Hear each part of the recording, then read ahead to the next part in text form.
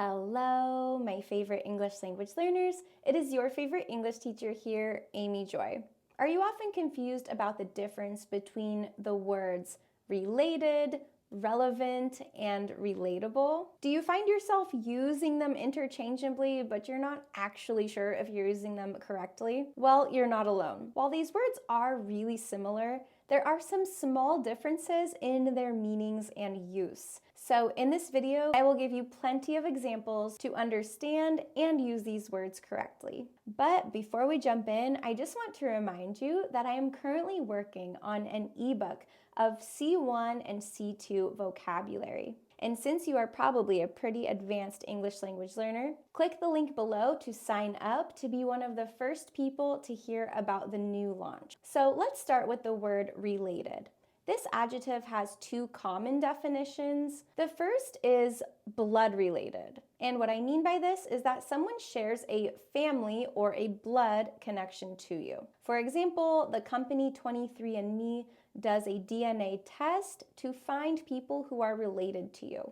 Or Alexander claims that he is related to Abraham Lincoln, but I'm not sure I believe him. So in all of these examples, you can see that we use related to mean someone who shares a family connection with you. But we also use this adjective in a more general sense, which means having a connection, being about the same topic, expressing cause and effect, or just meaning similar. For example, even though the film and the play were written 500 years apart, they are related in the sense that they both discuss the experiences of adolescence. So the film and the play are about the same thing. They are related. When learning new vocabulary, it's useful to look for related words with similar meanings, such as synonyms and antonyms, to expand your understanding and improve retention, which is true. So finding words that are related or about the same topic or are similar can help you learn more vocabulary and retain the meanings better.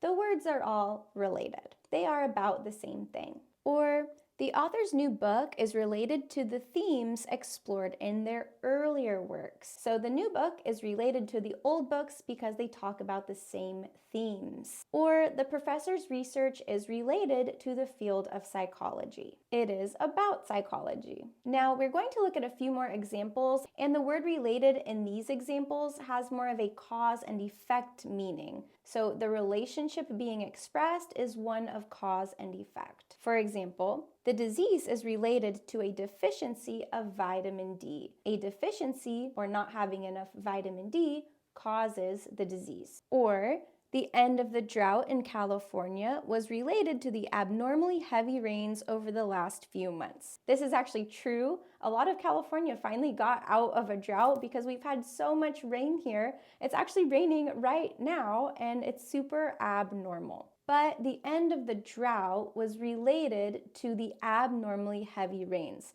The abnormally heavy rains caused us to get out of the drought, and that is the relationship. And lastly, the team's poor performance is related to a lack of communication and coordination. And that relationship is cause and effect. So overall, the adjective related is used to compare two things that are similar, connected, or have a cause and effect relationship. This word is very general and it can be used in most situations. And I want you to keep that in mind because we are going to move on to the word relevant, which has a very unique and specific use that is a little bit different from just using related. And before we move on to relevant, I just want to remind you, if you have found this video helpful or useful so far, that you like this video and subscribe to my channel so you can keep improving your English with me. Okay, let's talk about the word relevant. The word relevant means that something is related to a topic already being discussed. The word relevant is highly dependent on context and previous knowledge or the situation that you are already talking about. What I mean by this is there is already a situation, a topic, or an issue being discussed, and we are adding or applying something to this situation that we are already talking about. because it has a connection to it. This definition is really abstract and hard to explain, so let me just give you a bunch of examples and hopefully they clear things up for you. Let's take a look. This article is relevant to our discussion about pollution because it provides new information about climate change. What we mean here is that the article relates to or applies to the topic already being discussed, which is pollution. Here's another example. Imagine you are in an interview and you say what a great leader you are. The person interviewing you might ask you, can you share a relevant example of a time you showed good leadership? The context or the situation was already given. You introduced the idea of leadership, and then the person interviewing you wants you to add on to that conversation or that discussion by adding a relevant example. Something can only be relevant if there is already a topic being discussed. Let's look at some more examples. The information in this report is relevant to our project and will help us make informed decisions. The situation or the context that you're adding on to is the project. That is already being worked on, it is already being discussed, and now you have additional information that applies or is relevant to the situation. Or you can say, the article I read yesterday was not relevant to my research, so I didn't use it in my paper. The context you are adding on to is your research, but the new article you read was not relevant. It was not related to the research. Another example, the teacher asked the students to discuss current events that are relevant to the themes in the novel they were reading. So here, the discussion or the context is the novel they are reading, and the teacher asked them to talk about relevant current events that relate to the topic of the book they are already reading. Or the new law is relevant to all businesses in the city and will have a significant impact on their operations. So the context or the topic that is already established is the businesses, and the new law is relevant or related to them. They have a connection now. Or another example, my English teacher took points off of my essay because my evidence was not relevant to my argument. So here the context is the argument, and the evidence that you added to that was not relevant. It was not related. And another example, the applicant's previous work experience is highly relevant to the position they are applying for. The context that is already in place is the position they are applying for, and their experiences are relevant to that position. So something already existed, the position, and we are applying our experiences to that. They are relevant to the position. Now, the important thing to know is that since the adjective related to can be used in more situations and it is a little bit more general, it can almost always replace the word relevant. But since the word relevant can only be used where we are adding on to a current discussion, it is a little bit more specific and cannot always work in the same situations as related to. So if you are ever in doubt, just use the word related to instead of relevant because you will almost always be correct. If you try to use the word relevant to mean related to, there is a greater chance that you will not be using it correctly. So let's take a look at some of our examples with relevant and see if we can use related to. The information in this report is relevant or related to our project and will help us make an informed decision. That is totally fine. Or, the article I read yesterday was not relevant to or related to my research, so I didn't use it in my paper.